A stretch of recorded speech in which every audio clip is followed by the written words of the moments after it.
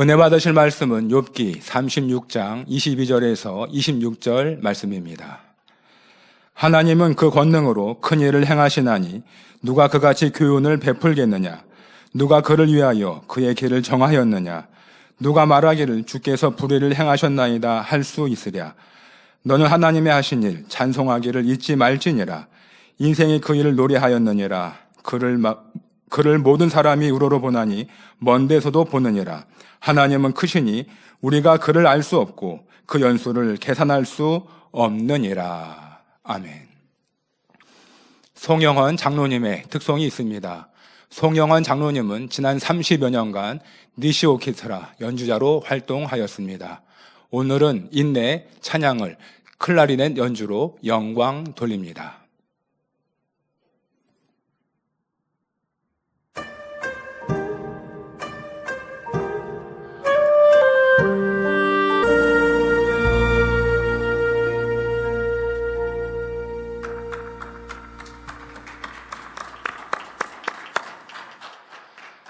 사랑하는 당회자님께서 욥기 강의 109번째 하나님의 은혜와 사랑 제아의 말씀을 증거해 주시겠습니다. 클라리넷 연주로 영광 돌려주신 송영헌 장로님 감사합니다. 사랑하는 성도 여러분, 사람들은 종종 타산지석이라는 말을 합니다. 이는 다른 산에 있는 나쁜 돌이라 해도 자기 산의 옥돌을 가는데 유용하다. 즉 다른 사람의 잘못이나 실수라도 나에게는 큰 교훈이나 도움이 될 수 있다는 의미를 담고 있습니다. 성경을 보면 믿음의 선진들의 은혜로운 성공담만 있는 것이 아니라 여러 실수와 연단에 관한 내용들도 많이 있습니다. 욥기도 마찬가지입니다. 우리는 욥의 연단 과정에서 드러나는 본성의 악과 욥의 새 친구와 엘리후의 모습을 통해 사람의 마음속에 자리한 다양한 악의 모양들과 빚을일을 볼 수 있었습니다. 또 사람의 의와 하나님의 의가 어떻게 다른지도 더 구체적으로 알게 되었지요. 그러면 성도님들은 이 말씀을 자신의 삶에 어떻게 적용하고 계신가요? 고린도전서 10장에 보면 출애굽한 이스라엘 백성들이 광야에서 멸망받은 일을 말씀하신 후 그런 일은 우리의 거울이 되어 우리로 하여금 저희가 악을 즐겨한 것 같이 즐겨하는 자가 되지 않게 하려 함이니 말씀합니다. 이처럼 하나님께서 선진들의 연단 과정을 세세하게 기록해 주신 이유는 그들의 실수를 통해 우리가 교훈을 얻고 같은 잘못을 반복하지 않도록 경계하시기 위함입니다. 그러므로 오늘도 말씀을 들을 때에 자신을 되돌아보는 계기로 삼아 영적 성장을 이루시기를 주님의 이름으로 기원합니다. 말씀에서 설교에서뿐 아니라 여러분 삶에서 내 주변을 둘러보아도 말씀으로 이렇게 잘 보일 때가 있습니다. 그때에 상대의 이 사람은 이렇게 말씀대로 살지 못하구나 하고 그치지 마시고 또 그런 생각보다 그 사람이 당한 어려움이 왜 왔을까라는 걸 내가 가까운 사람이라면 한 번쯤 생각하게 되죠. 그래야 그를 위해 기도해 줄 수도 있는 것이고요. 더더욱 열심히 신앙생활하고 충성했던 일꾼인데 어려움을 당하면 왜 이런 일이 있을까라고 궁금하여서 우리도 정확한 답을 타산지석을 삼아야 하기 때문에 살피게 됩니다. 그런데 그것이 결코 상대의 판단 정죄로 끝나면 소용없습니다. 그것은 진리가 엘리후처럼 욥에게 지적하고 정죄하는 도구로 사용된 것이고요. 하나님께서는 우리가 진리를 알아서 상대의 문제에 답을 낼 수 있다면 그것으로 자신을 더 돌아보라 하시는 것이죠. 저 사람이 이렇게 입술에 불평 원망이 많았더니 이런 시간이 흐르고 어려움을 당하는구나. 그것이 여러분들 안에 문제와 문제 해결의 답으로 깨우쳤다면 이제는 나는 불평 원망하지 말아야겠구나 라고 마음에 새기고 그렇게 행하는 것, 이것이 하나님께서 우리에게 주시는 교훈이고 그러한 사람이 되어야 하겠습니다. 성도 여러분, 사람들이 서로 변론하다가 감정이 너무 격해지면 상대를 저주하며 혈기를 내다가도 어느 순간 상대의 처지가 불쌍하게 느껴질 때가 있습니다. 그러니까 이렇게 서로 대등하다면 또 안 그럴 텐데 서로 대등하게 싸우는데 상대방이 뭐 이렇게 더 잘못한 것이 막 드러나고 그래서 내가 지적한 것으로 인해 상대가 막 점점점 코너에 몰려들고라고 할 때면 내가 지적을 하고 상대를 지금 나무라지만 그것이 좀 미안한 마음도 들고 안타깝게 느껴질 때가 있죠. 그럴 때는 다소 누그러진 목소리로 아유, 그러니까 제발 그러지 말라고 이렇게 말끝이 좀 흐려지면서 권면을 하거나 또 용기를 북돋아 주는 말로 대화를 마무리하게 됩니다. 처음에는 막 몰아붙였는데 상대방이 더 이상 코너에서 헤어나오지 못하면 아니 내가 지금 이렇게 큰 소리로 말한 건 좀 잘해보자고 하는 거야. 뭐 이렇게 말을 좋게 마무리를 하려 하지 않습니까? 오늘 본문이 바로 그러한 상황입니다. 그동안 엘리후는 욥을 마음껏 판단 정죄하면서 욥 자신의 악으로 인해 심판을 면할 길이 없다는 결론까지 내렸습니다. 그렇지만 이렇게 대화를 끝내는 것은 슬픈 일이기 때문에 이제 좋은 말로 마무리하려고 합니다. 지난 시간에는 욥에게 환난을 받느니 차라리 죽는 것이 낫다며 죽음을 택하는 것은 악이니 그런 생각은 품어서는 안 된다라고 권면했습니다. 이렇게 권면한 다음에 이제 욥에게 용기를 주려는 말씀이 바로 오늘 본문입니다. 욥기 36장 22절 23절에 하나님은 그 권능으로 큰 일을 행하시나니 누가 그같이 교훈을 베풀겠느냐? 누가 그를 위하여 그의 길을 정하였느냐? 누가 말하기를 주께서 불의를 행하셨나이다 할 수 있으랴 합니다. 엘리후의 말대로 하나님께서는 권능으로 큰 일을 행하시는 분임을 저와 여러분은 잘 알고 있습니다. 성경을 보면 하나님께서는 인간의 힘과 능력으로는 할 수 없는 수많은 기사와 표적, 놀라운 권능을 베푸심으로 살아 역사하시는 하나님임을 스스로 증거하셨습니다. 여러분, 이것을 우리가 깨달을 때 권능의 재단의 신앙생활하는 것이 참으로 감사한 일이죠. 하나님은 우리와 멀리 있기를 원하지 않으십니다. 천국에 와서 그냥 내 자녀로 살아 하는 것이 아니라 하나님이 이 땅에 사는 우리 인생들과도 또 주님을 더더욱 구세주로 영접하여 하나님을 아버지라 부르는 이들이 하나님을 알고 하나님과 가깝고 하나님께서도 그들에게 하나님을 나타내 보이길 원하십니다. 그래서 마음이 청결한 자는 하나님을 볼 것이며 하며 하나님을 우리에게 나타내 보이기를 원하시지요. 대표적으로 에녹 선지자와 같이 이 땅의 삶 속에서도 하나님께서 동행해 주셨습니다. 하나님은 그리하기를 원하시는데 주님을 구세주로 영접한 이들은 하나님을 더 가까이 할 수 있는 길에 들어섰는데 그런데 스스로 그 길에 떠나서 죄악 가운데 살아가는 신앙인들이 많을 때 하나님은 참으로 슬프고 안타까우시죠. 그러나 권능을 통해 내가 살아있다고 나를 좀 신실히 믿으라고 말씀하고 계십니다. 그런데도 안타깝게 믿지 않거나 따르지 않는 이들, 더더욱 또 많은 교회들이 하나님의 살아계신 증거가 항상 나타나면 좋은데 그래야지 못하여서 참으로 하나님을 믿고 사랑하는 것이 어려운 신앙인들의 삶도 봅니다. 그러나 우리에게는 변함없는 하나님의 살아계신 증거를 본다는 것, 이것은 참으로 감사하고도 든든한 일입니다. 하나님이 우리를 사랑하시고 보장하신다는 것, 그래서 성도들 중에는 내 맘대로 내 뜻대로 신앙생활 하다가도 교회를 떠나지는 않았지만 이제 말씀대로 살지 않고 기도하지 않고 살다가도 이런 권능의 역사를 항상 보다 보니까 내가 언젠가는 열심히 할 거야 뭐 이렇게 말하기도 한데 그 언젠가가 바로 오늘이 되어야 하죠. 더 이상 내일로 미루다가 우리의 삶에 어떠한 사건, 사고, 위험이 있을 줄 알아서 계속 미루고 있겠습니까? 안 되지요. 지금 주신 이런 체험과 은혜가 또 누군가에게 나타나는 권능의 역사가 바로 내게 깨우쳐 주시는 하나님의 기회요 사랑임을 알아 돌이켜야 합니다.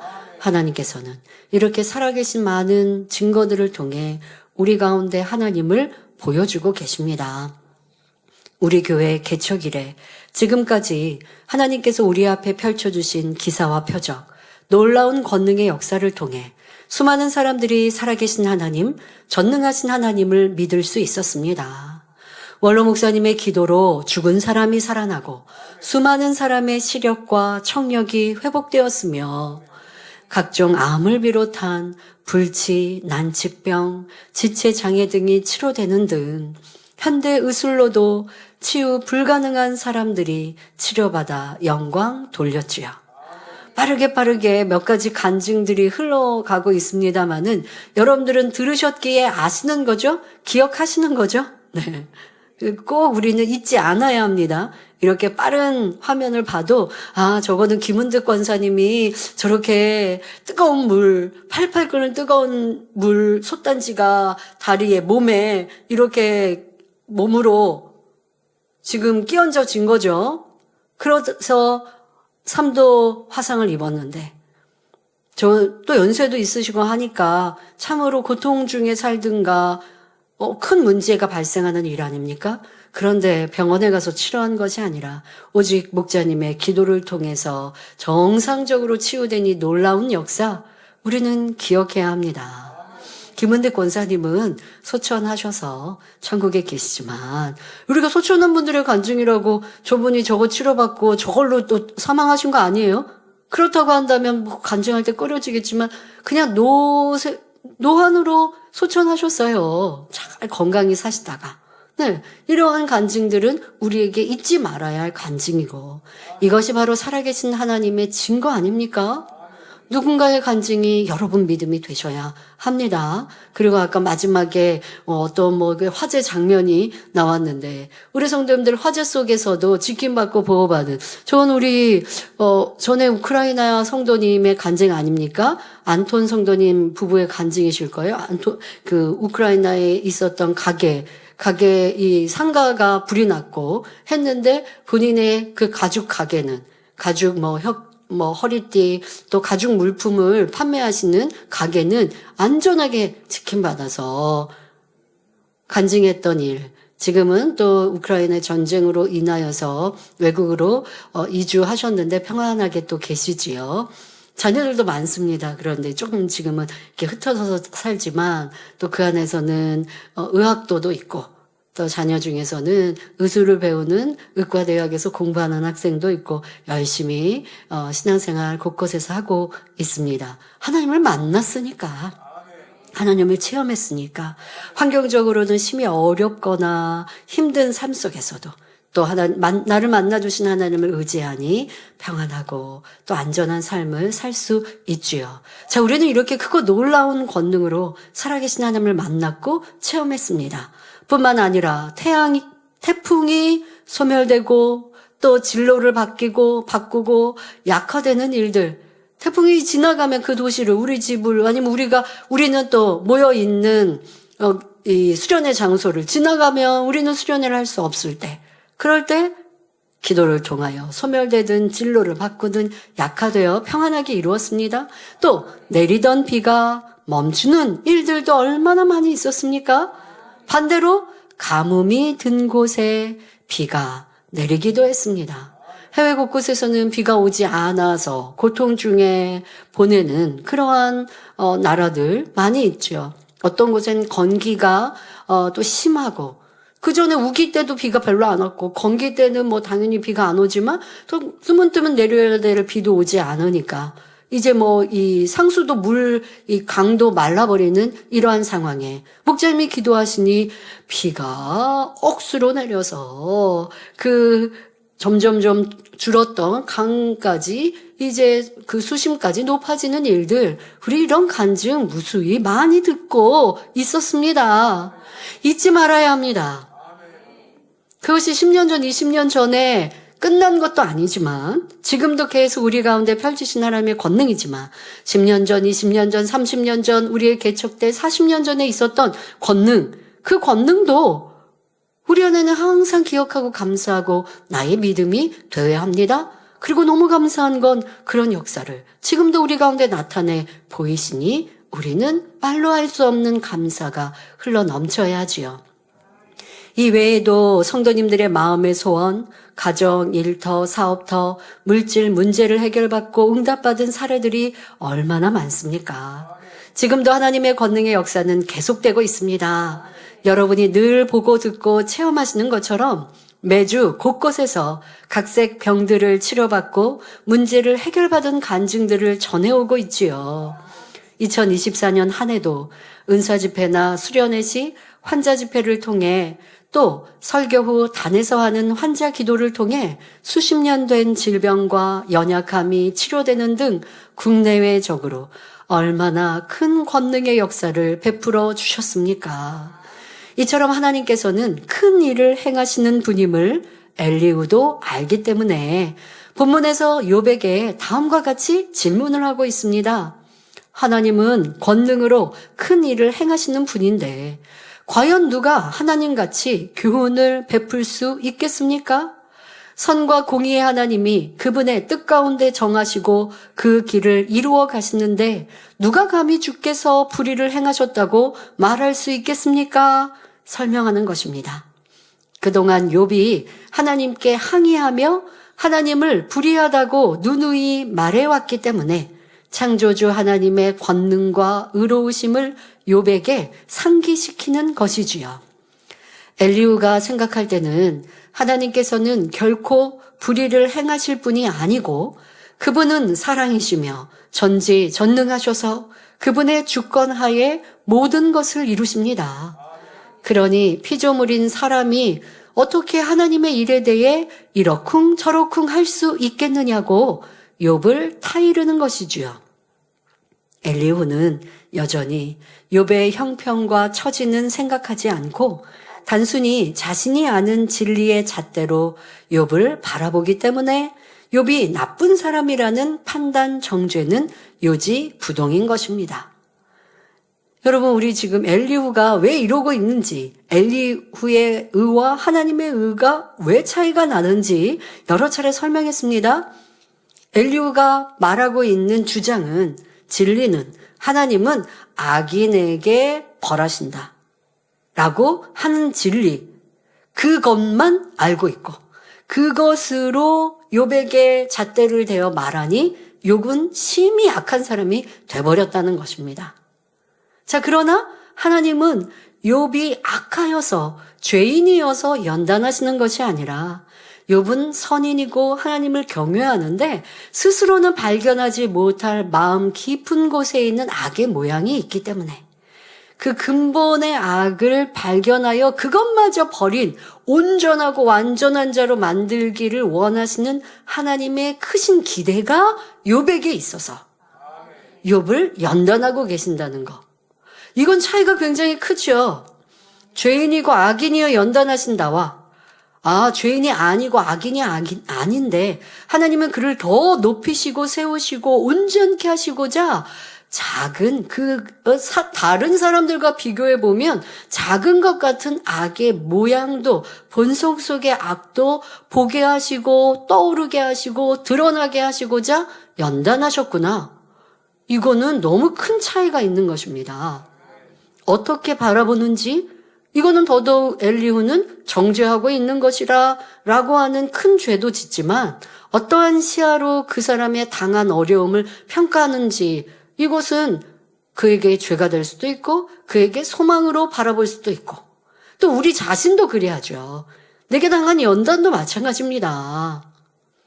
우리는 성결의 복음을 들어서 죄에 따른 그런 하나님의 연단과 시험 이것을 잘 알고 있어요. 그런데 때로는 이 욥처럼 죄를 인한 것보다 나의 깊은 악의 모양을 발견케 하시고자 연단하시고 드러내시거나 아니면 내 마음 그릇이 작아서 키우고 넓히시고자 연단하시는 일도 있는데 때로는 나 자신에게 대하여서도 엄격하고 아니면 부정적인 사고를 통해서 내가 무슨 죄를 지었나? 내가 무슨 하나님 앞에 큰 담이 있나? 이러한 시선으로 보면 그 연단이 얼마나 괴롭고 힘들고 그런데 이래저래 찾아봐도 뭔지 모르니까 얼마나 답답하겠습니까? 그런데 그럴 때 성령의 음성을 들어서 내 그릇이 작아서 나를 연단하시는구나. 그러니 내가 마음을 넓혀야겠구나 하면 딱 문제와 답이 나오니까 문제 해결이 쉬운 것이죠. 진리를 단편적으로 알아서도 안 되고 대입할 때도 내 생각으로 하셔도 안 되고 그러니 성령의 음성인도 주관을 받는 것이 중요하다는 것입니다. 이어서 욥기 36장 24절에 너는 하나님의 하신 일 찬송하기를 잊지 말지니라 인생이 그 일을 노래하였느니라 했는데 이는 아주 옳은 말입니다. 참말이죠. 하나님께서는 성경상에 기록된 무수한 권능의 역사를 오늘날에도 하나님의 사람들을 통해 나타내 보이는 이유는 무엇일까요? 이는 하나님께서 크고 영화로우신 분이며 영광받기에 합당하신 창조주, 만물의 주제이심을 온 세계에 선포하기 위함입니다. 또한 표적과 기사를 보지 못하면 도무지 믿지 않는 마지막 때에 사람이 행할 수 없는 놀라운 권능을 보이심으로 모든 사람이 살아계신 하나님을 만나 구원에 이르기를 원하시기 때문이지요. 그러므로 우리는 놀라운 권능으로 큰 일을 펼쳐주시는 하나님의 은혜와 사랑을 잊지 않고 늘 감사하며 찬송과 영광을 돌릴 줄 알아야 합니다. 이 제단은 항상 그거 놀라운 권능으로 간증이 넘쳐납니다. 그러다 보면 내가 치료받은 이것은 작은가? 아니면 또 누군가의 간증이 저거는 작은 간증이네. 그래서는 안 됩니다. 누군가에게 죽을 병이 치료받아서 그분은 너무 기쁜데요. 나는 그것을 들을 때 그냥 그런 일이 있나 보다. 그래서는 안 되는 거예요. 하나님의 놀라운 권능이 나타날 때 크다 작다 할 것이 없는 살아계신 그 역사 앞에 우리는 기뻐하고 즐거워하고 자신의 믿음으로 삼는 신앙생활을 가져야 합니다. 대예배 때 집에서 키우는 견이 이렇게 병이 와서 고통받고 있을 때 약도 먹이고 동물병원에 갔는데도 방법이 없으니 이러다가 큰 병원까지 가야 한다라는 상황 듣고 또 그 강아지도 굉장히 고통스러워 했겠죠. 이러한 모습을 개 주인이 볼 때 얼마나 마음 아프겠습니까? 그러니 막 환자기도 받게 해주고 했는데 결국 치료받고 그래서 강건해진 모습을 보니 기쁘게 간증해 주었는데요. 그냥 웃고 넘어간 일이 아니죠. 그래, 우리 아버지 하나님은 나의 삶을 다 주관하시고 우리의 마음의 소원을 응답해 주시는데 이렇게 작고 크게 우리가 하나님을 의뢰하는가 의뢰하지 않느냐에 따라서 간증이 있을 수도 있고 없을 수도 있는 거거든요. 그 자매님의 모습이 얼마나 사랑스러운가 저도 생각해 보면서 우리의 삶의 작은 일들도 하나님께 맡겨 드리면 아버지 하나님은 형통케 하시는데 그리고 그 자매의 믿음이 얼마나 성장했을까 하고 참으로 기뻤습니다. 그리고 예전에 있었던 그런 많은 간증들이 또 떠오르죠.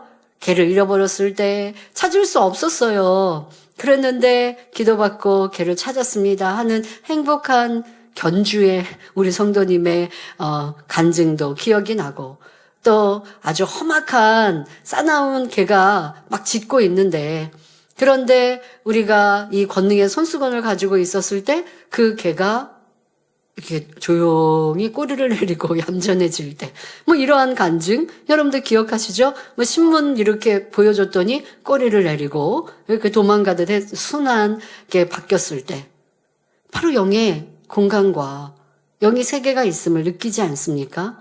그러니까 이러한 간증들이 떠오르면서 참 우리 자매님이 믿음으로 잘 도전했고 또 이렇게 간증이 있어서 기쁘다라는 생각을 해보았는데요.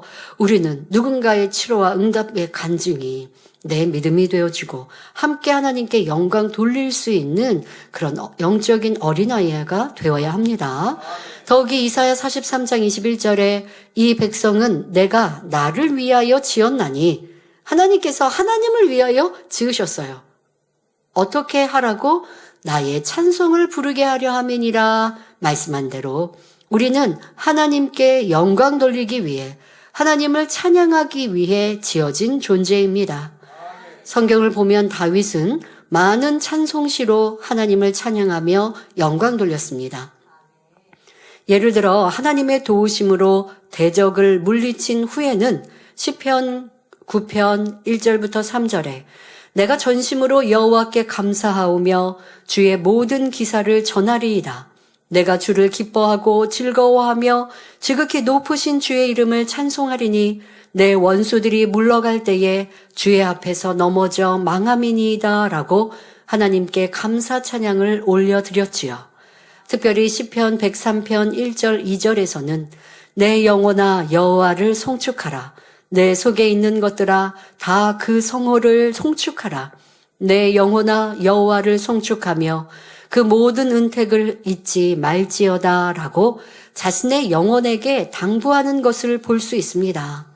그리고 바로 이어지는 시의 구절을 보면 우리가 잊지 말아야 할 은택이 무엇인지 구체적으로 제시되어 있습니다. 그 일부를 읽어드리면 시편 103편 3절부터 5절에 저가 내 모든 죄악을 사하시며 내 모든 병을 고치시며 내 생명을 파멸에서 구속하시고 인자와 긍휼로 관을 씌우시며 좋은 것으로 내 소원을 만족해 하사 내 청춘으로 독수리같이 새롭게 하시는도다 했지요. 죄사함을 주신 은혜, 질병을 고쳐주신 은혜, 인자와 긍휼을 베푸시며 마음의 소원에 응답해 주신 은혜 등을 잊지 말고 기억하며 하나님을 찬양하라는 말씀입니다. 하나님께 사랑받았던 의인들은 하나같이 이런 감사를 올렸습니다. 사도 바울은 하나님께서 자신의 죄를 용서하시고 이방인의 사도라는 귀한 사명까지 주신 은혜가 너무나 감사했기에 복음을 전하다가 심한 매를 맞고 감옥에 갇혔을 때조차 하나님을 찬미하는 것을 볼 수 있습니다. 이렇게 하나님의 은혜에 변함없이 감사, 찬양하며 영광 돌리는 것이 바로 하나님의 뜻임을 알아야 합니다.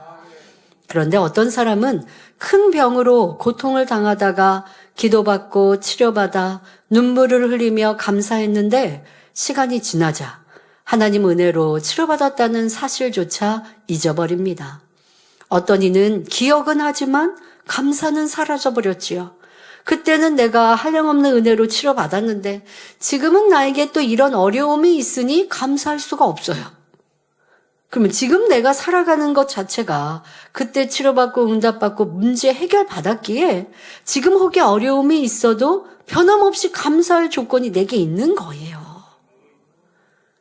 그렇게 감사할 때 당한 어려움을 신속히 해결받을 수 있는데 너무나 쉽게 잊어버리고 지금의 어려움으로 인해 지금 괴롭다 힘들다 하는 입술로 바뀌어버렸으니 하나님의 사랑을 저버린 것이지요.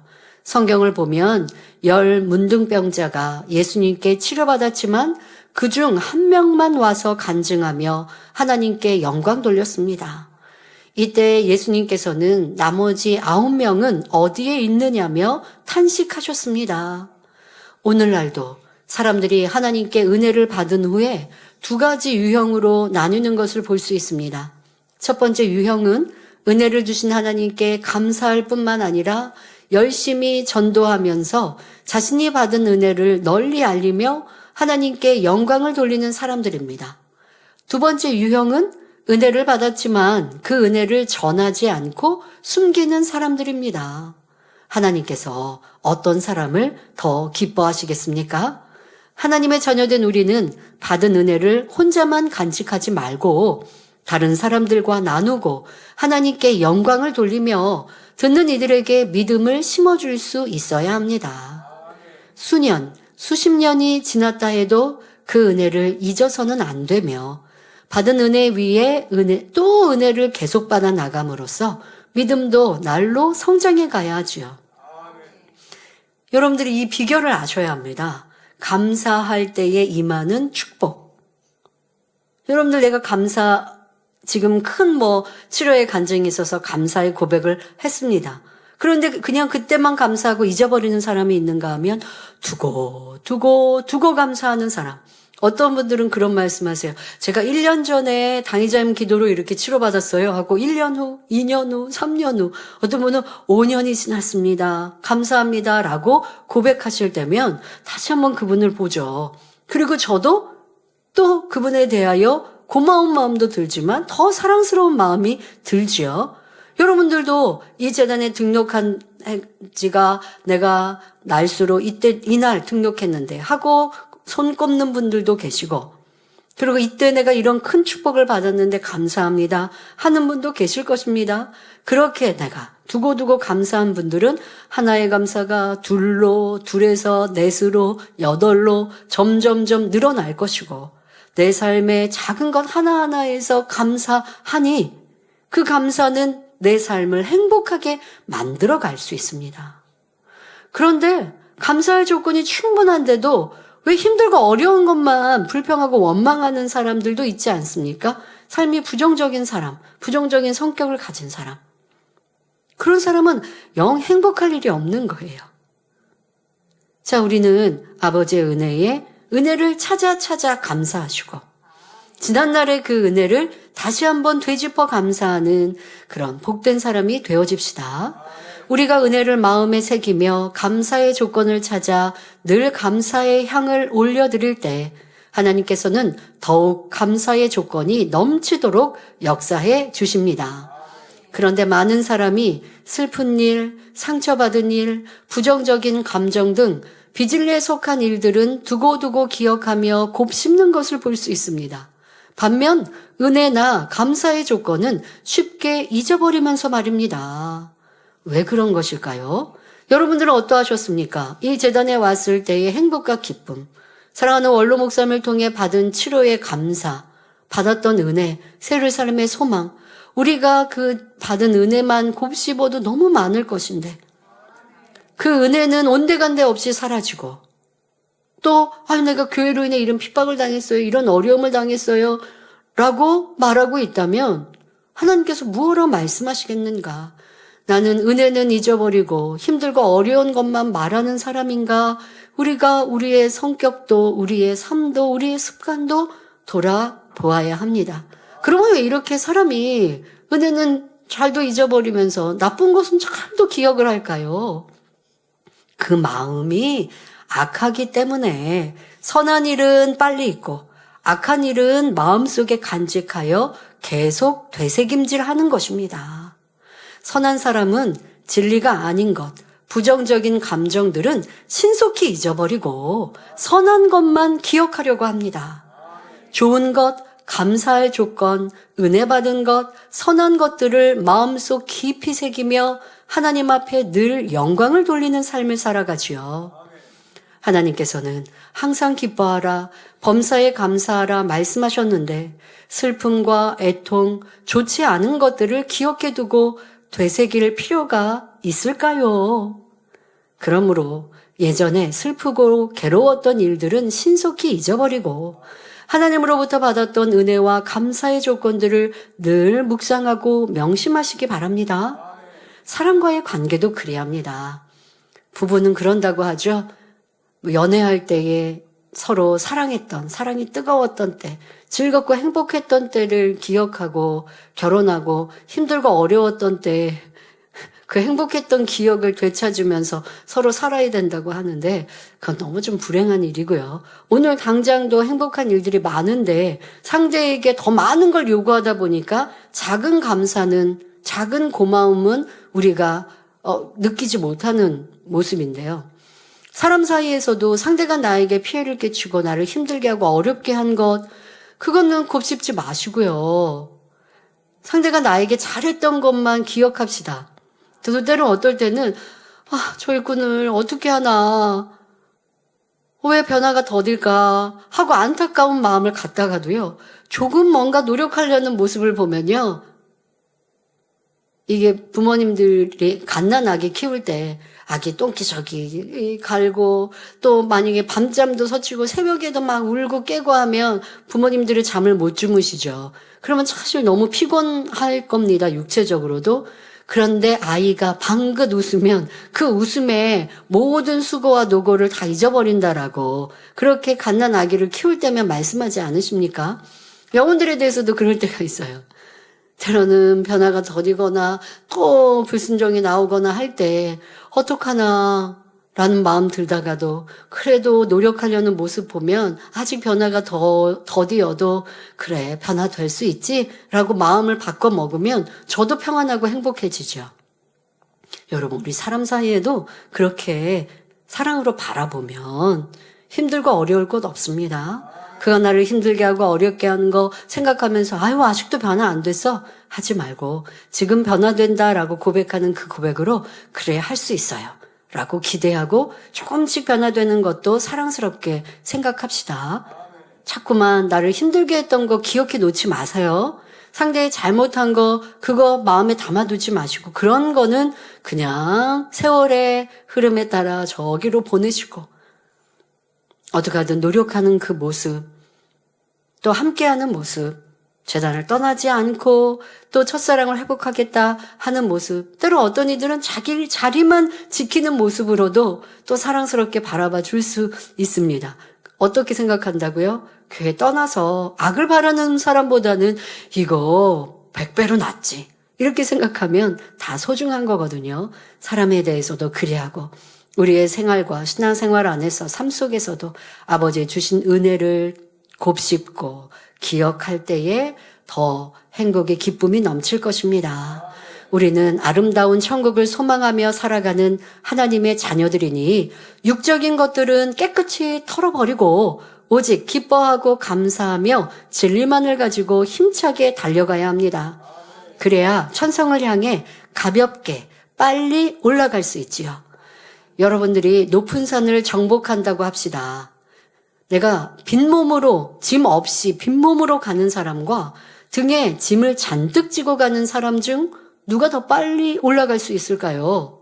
빈몸으로 가는 사람은 가볍게 올라갈 수 있지만 무거운 짐을 지고 가는 사람은 힘들고 고생스러울 수밖에 없습니다. 짐을 지지 않더라도요, 복장도 그러합니다. 두껍고 무거운 옷을 입고 올라가면요, 등산할 때 이게 힘들거든요. 그래서 가볍게 옷을 입으라, 겨울에도 가볍게 입을 옷을 입으라라고 합니다. 그래야 땀도 덜 나고 또 몸도 가벼워서 잘 올라갈 수 있다고 합니다. 우리가 천국을 향해 힘들지 않고 가볍게 갈 수 있도록 하나님께서 가르쳐 주신 비결이 있습니다. 대표적인 말씀이 바로 항상 기뻐하라, 쉬지 말고 기도하라, 범사에 감사하라는 말씀이지요. 누구나 이 말씀대로 살면 하나님께서 기뻐하심으로 붙들어 주시며 성령께서 함께 하시니 힘들지 않게 천국 향해 갈 수 있습니다. 이런 사람은 그 은혜가 마음에 새겨져서 항상 감사함으로 기도하니 어떤 문제가 생겼을 때 하나님께서 지혜를 주셔서 신속히 해결할 수 있게 해 주십니다. 비유들어 평소에 여러분에게 은혜를 베풀고 감사를 표현했던 사람이 혹 어려움에 처해서 도움을 요청한다면 여러분은 어떻게 하시겠습니까? 아주 흔쾌히 내가 평상시에 도와줬고 아니면 상대방도 나를 잘 도와줬고 내가 평상시 상대를 도왔는데 상대방이 항상 고마워하고 감사하고 어떻게 은혜를 갚을까 하는 마음으로 그렇게 표현한다면 그러면 그가 어려움에 도움을 청할 때 너무나 쉽게 그럼 내가 도와주지 기쁘게 또 신속하게 도와주고 싶은 마음이 들 것입니다.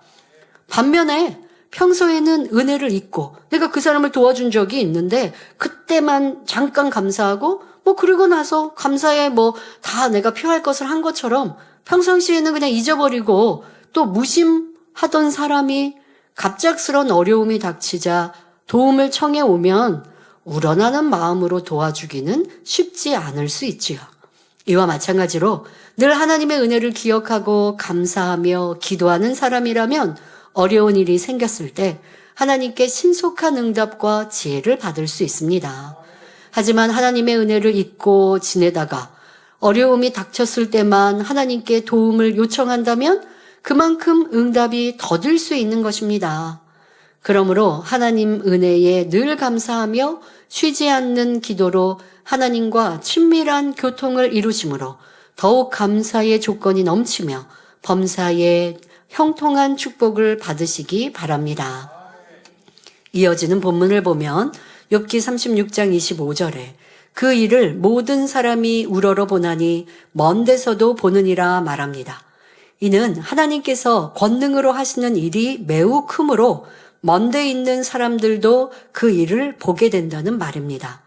예를 들어 우리 교회에서 하나님의 권능의 역사가 나타나면 전 세계의 만민의 성도들이 소문을 듣고 하나님께 영광 돌리는 것을 볼 수 있지요. 하나님을 믿는 자녀들이라면 하나님의 놀라운 역사를 보거나 들으면 같이 하나님을 우러러보며 찬송과 영광을 돌리는 것입니다. 이어서 욥기 36장 26절에 하나님은 크시니 우리가 그를 알 수 없고 그 연수를 계산할 수 없느니라 말합니다. 하나님은 너무나 크고 위대하신 분이므로 우리가 그분의 마음을 알 수도 없고 측량할 수 없다는 것을 설명하고 있습니다.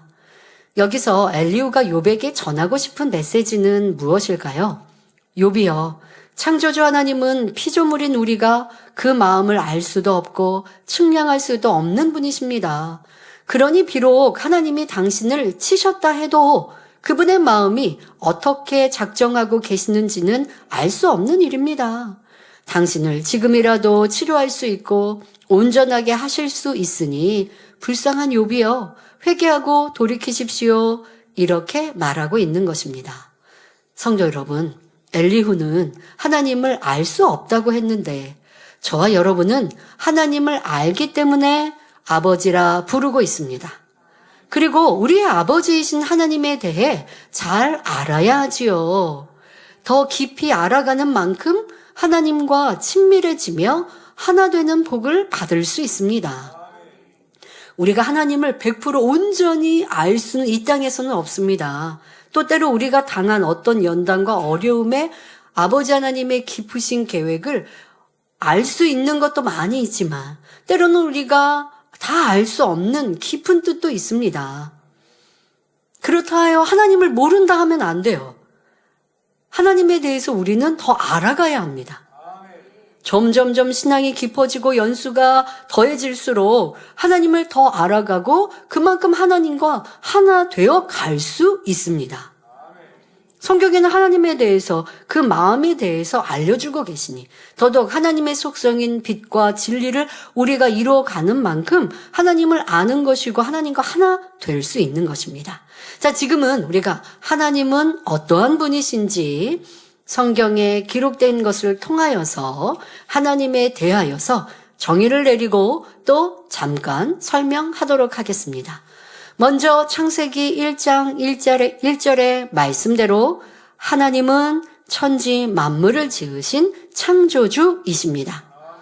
히브리서 11장 3절에 믿음으로 모든 세계가 하나님의 말씀으로 지어진 줄을 우리가 아나니 보이는 것은 나타난 것으로 말미암아 된 것이 아니니라 말씀한 대로 하나님께서는 무의 상태에서 말씀으로 우주 만물을 지으셨습니다. 다음으로 출애굽기 3장 14절 말씀대로 하나님은 스스로 계신 분입니다. 부모가 있고 형제가 있고 한 분이 아니라 하나님은 스스로 계신 분입니다.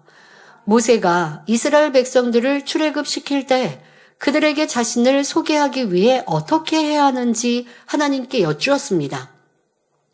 이스라엘 자손들에게 너희 조상의 하나님이 나를 너희에게 보내셨다라고 말하면 그들이 그럼 너를 보내신 그분의 이름이 무엇이냐라고 질문할 터인데 무엇이라고 대답해야 하느냐 하는 것이지요.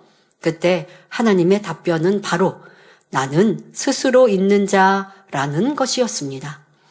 또한 요한계시록 22장 13절에 나와 있듯이 하나님은 알파와 오메가요 처음과 나중이요 시작과 끝이 되시는 분입니다. 알파와 오메가는 그리스어 알파벳의 첫 글자와 끝 글자로 모든 지식과 문명의 시작과 끝을 상징합니다. 이는 곧 인류의 모든 지식과 문명을 시작하고 마무리 지으시는 성부 하나님을 표현한 것입니다. 다음으로 처음과 나중이란 인간 구원을 위해 부활의 첫 열매가 되시고 공중 강림을 통해 구속 사업을 마무리하시는 성자 하나님을 의미합니다. 그리고 시작과 끝이란 인간 경작의 시작과 끝을 감당하시는 성령 하나님을 뜻하지요.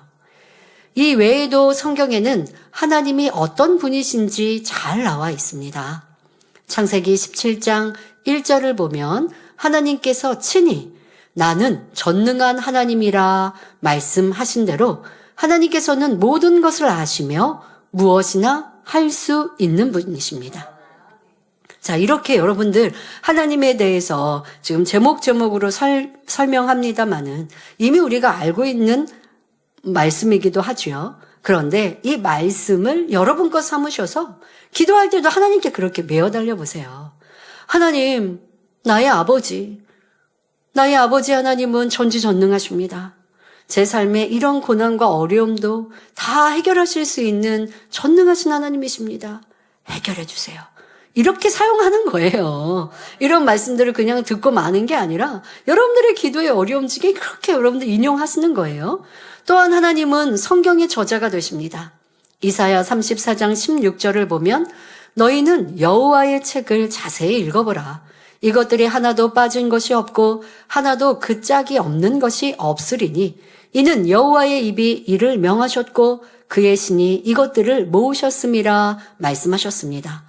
성경은 창세기부터 요한계시록까지 오랜 시간에 걸쳐 여러 사람에 의해 기록되었지만 마치 구슬을 꿰듯 정확하고 질서 정연하여 한 사람이 쓴 것처럼 통일성을 가지고 있습니다. 이는 성경이 사람의 생각대로 기록된 것이 아니라 하나님의 뜻에 의해 하나님으로부터 받아 기록된 책이며 하나님의 감동으로 된 것임을 증거하지요. 이 외에도 성경을 보면 하나님이 어떤 분이신지 매우 다양한 표현으로 알려주고 계십니다. 신명기 32장 4절에 그는 반석이시니 그 공덕이 완전하고 그 모든 길이 공평하며 진실 무망하신 하나님이시니 공의로우시고 정직하시도다 했고 시편 곳곳에 하나님은 우리를 지키시는 자라 말씀합니다. 자, 그러면 이런 말씀을 인용해서 내가 시험만난과 어려움 중에 있을 때, 캄캄함 중에 있을 때 여호와 하나님은 나를 지키시는 자신이 해결해 주세요, 응답해 주세요 하시면 되죠. 또한 제가 아주 좋아하는 성구가 있습니다. 하나님에 대한 표현인데요. 저도 이 표현을 들어 하나님께 많이 기도합니다. 바로 시편 18편 2절입니다. 여호와는 나의 반석이시요 나의 요새시요 나를 건지시는 자시요 나의 하나님이시요 나의 피할 바위시요 나의 방패시요 나의 구원의 뿌리시요 나의 산성이시로다 고백하고 있습니다. 여러분들의 기도에도 이러한 고백을 인용하시면 막 마음이 든든합니다. 어려움이 있어서 꼭 이런 고백을 하는 게 아니라 아버지 하나님은 나의 산성이요 힘이요 의로운 팔이십니다. 나를 지키실 요새가 되십니다. 여러분, 요새하면 전쟁의 요새 얼마나 안전합니까? 적군이 막 침투해서 이 공격을 한다 할지라도 요새는 안전한 곳이거든요. 아버지 하나님의 품속에 있는 나는 이렇게 평안하고 안전합니다 라는 고백이지요. 나의 구원의 뿌리시고 나의 산성이 되십니다 라고 하면 아버지가 얼마나 기뻐하시고 그러하니 그 믿음의 고백 안에 나의 삶을 지켜주시지 않겠습니까? 그러니 이걸 그냥 암송하듯이 하는 게 아니라 하나하나의 감동과 믿음으로 기도하듯이 이렇게 여러분들이 고백해 드리면 아버지 하나님은 그래 나는 너를 지키는 자야 내가 너 잘 지켜줄게 하신단 말이에요. 우리가 하나님에 대해 그냥 이렇게 지식적으로 배우기 위해 말하는 게 아니라 여러분들의 하나님으로 이러한 존재가 되시기를 기원합니다. 또한 요한일서 1장 5절의 말씀대로 하나님은 어둠이 조금도 없는 빛이시며 요한일서 4장 16절의 말씀대로 하나님은 사랑이시며 마가복음 10장 18절에는 선 자체이시라 고백하시며 이사야 33장 22절 말씀대로 우리의 재판장이시며 히브리서 12장 23절에는 만민의 심판자가 되신다 기록되어 있습니다. 자, 이럴 때도 내가 진리를 쫓아 나아가는데 핍박을 당하고 어려움을 만납니다. 그럴 때 이런 말씀을 인용하시는 거예요. 여호와 하나님은 심판자가 되시고 모든 것을 다 보고 알고 계신 하나님이십니다. 제가 빛 가운데 진리 가운데 선 가운데 거하니 하나님이 나의 편이 되어주시고 또 나를 지키시는 분이 되십니다. 그런데 제가 지금 어려움을 당하네요. 그러니 하나님 도와주세요. 지켜주세요. 또 제가 어려움을 당하고 오해를 당하나 하나님 모든 것 다 아시고 심판하시는 분이 되시니 모든 것들이 평안하고 잘 해결될 수 있도록 도와주세요. 라고 기도하면 사람들의 오해 속에 있어도 내 마음은 평안한 거예요. 이런 위대하신 하나님이 여러분의 하나님이 되어지는 2025년이 되십시오. 또한 요한복음 3장 16절의 말씀대로 하나님께서는 죄에 빠져 사망으로 가는 인생들을 긍휼히 여겨 독생자를 보내심으로 구원의 길을 열어주신 사랑의 하나님이십니다. 또 하나님은 온전하고 거룩하심으로 우리에게도 온전함과 거룩함을 이루길 원하십니다. 그래서 하나님의 형상을 온전히 닮아 하나님의 깊은 마음까지 헤아림으로 마음 중심에서 우러나오는 사랑을 나눌 수 있는 참 자녀를 얻기 위해 우리를 이 땅에 경작하고 계시지요. 여러분, 지금 하나님에 대하여서 여러분 설명했습니다. 그럼 그 하나님을 내가 기억하고 믿어서 기도나 우리의 삶에 의지하자라고 말씀드렸고요. 또한 그것만으로 그치시면 안 됩니다. 그 하나님을 닮아갈 때 그것이 진정 하나님을 아는 것이고 하나님과 하나 되는 복을 누릴 수 있습니다. 성도 여러분, 지금까지 하나님에 대해 설명하니 참으로 든든하시죠? 참 우리의 멋진 하나님이십니다. 자, 그러나 이는 영원전부터 영원후까지 계시는 광대하신 하나님의 지극히 작은 일부분일 뿐입니다. 또 이러한 말씀의 지식이 많다고 해서 하나님을 깊이 아는 것 또한 아닙니다. 우리가 얼마나 영적인 믿음을 소유했느냐에 따라 하나님을 아는 깊이가 달라지지요. 지금 이렇게 막 성경을 인용하여서 한 것을 다 암송해요. 다 암송해서 기도할 때 다 술술술술 얘기할 수 있다고 해서 그 하나님을 아는 것도 그 하나님과 하나 되는 것도 아닙니다. 정말 그러한 삶을 빛이신 하나님을 알면 믿는다면 내가 빛 가운데 살고 선 자체이신 하나님, 사랑이신 하나님을 안다면 나도 그런 사랑의 속성을 배워 그렇게 닮아갈 때 하나님을 아는 것이요 그 하나님과 하나 된 삶을 살아가는 것입니다. 요한일서 2장 12절부터 14절을 보면 믿음의 분량을 사람의 성장 과정에 비유하여 각각 자녀들, 아이들, 청년들, 아비들의 단계로 분류하고 있습니다. 육적으로도 3살짜리 아이와 12살짜리 소년과 20살 된 청년과 또 결혼한 장년이 결혼하여 내가 자녀를 낳아본 이러한 부모가 된 장년이 각각 자신의 부모를 이해하는 깊이가 다른 것입니다. 분명 다르겠지요. 3살 된 아이라고 하면 뭐 엄마의 이름 정도 알까요? 그러나 엄마의 엄마의 그런 성품과 또 무슨 삶과 어떤 학교를 나왔고 우리 부모님들이 어떻게 연애해서 결혼했고 이걸 다 어떻게 알겠어요? 3살 된 아이는 모를 것입니다. 이제 학생쯤 되면 알 수 있죠. 아, 지금 부모님의 이렇게 표정을 보고 엄마가 화가 났네? 엄마가 뭐가 지금 기분이 안 좋네? 이런 것들을 알고 살필 수 있습니다. 소년쯤 되면. 청년쯤 되면 무엇을 좋아하고 싫어하시는지, 나를 위해 이렇게 희생하고 헌신하신 것도 알 것이고, 이제 더 나아가 내가 결혼한 장년이 되고 내 자녀를 낳아보면, 야, 자녀를 위해 이렇게까지 고생하셨구나. 나를 키우기 위해 이렇게까지 수고하셨구나. 라는 것을 아니, 이제 부모님의 그 사랑에 더 보답해 드릴 수 있습니다. 자, 이처럼 영적인 믿음의 크기에 따라 하나님 아버지에 대한 깨우침이 다릅니다. 아이의 믿음에서 하나님을 안다는 것은 철없는 아이가 부모를 이해하는 수준에 불과하지만 아비의 믿음은 창조주 하나님의 깊은 마음까지 아는 차원이지요. 하나님의 자녀인 우리는 태초부터 계신 아버지의 근본까지 깨우치고 알 수 있는 장성한 아비의 믿음의 분량까지 성장해 가야 합니다. 하나님을 지식적으로 아는 것과 마음으로 아는 것은 전혀 다릅니다. 알고 있는 말씀을 온전히 지켜 행할 때라야 하나님의 마음과 내 마음이 하나 되니 비로소 하나님의 마음을 알게 되는 것입니다. 예를 들어 여러분은 하나님은 사랑이시라 라는 말씀을 잘 알고 계실 것입니다. 하나님의 사랑은 변질되는 육적인 사랑이 아니라 변함없고 숭고한 영적인 사랑이라는 사실도 잘 알아서 그 이유까지 조목조목 설명할 수 있는 분도 있을 것입니다. 그러나 이러한 지식이 진정한 알므로 여러분들이 이루려면 먼저는 우리가 하나님의 사랑을 받아서 우리 자신도 그 사랑을 베풀어 보아야 합니다. 그럴 때라야 하나님께서 나를 이렇게 사랑하시는구나 하고 중심에서 깨닫게 되므로 비로소 하나님의 사랑을 진정으로 안다 말할 수 있지요.